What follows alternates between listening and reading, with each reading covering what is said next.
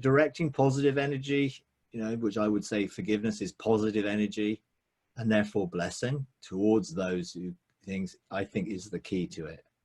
People don't find it easy, but actually when you know you're loved, that's how we can love others. And that's the key. And when you've got an angry God and the God who's angry, it's very difficult to know your love, because there's always this fear of, is he going to be happy with me today? You know, which is, you know, is this bipolar version of God. There's the old covenant angry God, and then there's a new covenant that Jesus came to show us. And sometimes we think the old bipolar God is looking at us with a sort of angry face, when he has no anger to be expressed. There's only love, because he is love. You know, you cannot have love and hate in the same thing. It's love. He is love.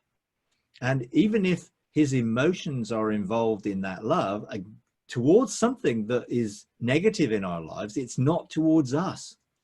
It's towards the negative in our lives, not towards us.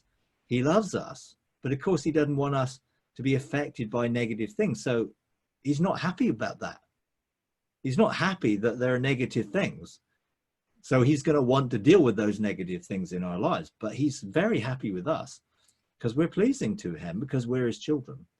And it's just a matter of seeing that in a positive light that changes the way we see ourselves. You know, and as a man thinks in his heart, so is he. We just need a very strong agreement with his heart, his mind, about us, which is what the renewing of our mind's all about. It's what repentance is. It's turning from our own belief system to follow his mind, his thoughts. That's true repentance. Nothing to do with being sorry for sin.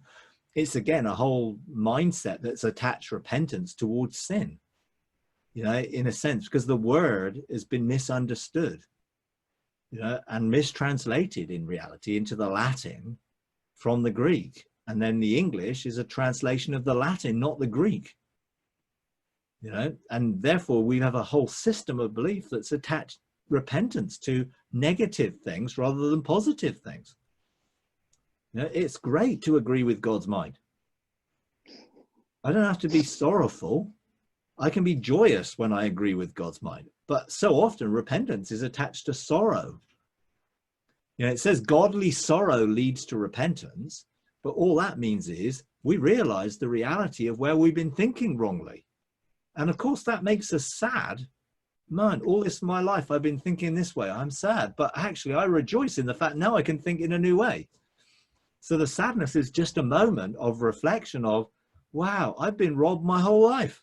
And of course that is going to make you feel sad, but then now you have the reality of the joy that then overcomes all that sadness, which is what godly sorrow is. It's just realizing I was lost. Do I want to stay in my lostness? No, not at all. So I'm going to turn towards being found effectively, because being found in him is where all the joy and the life and the love comes.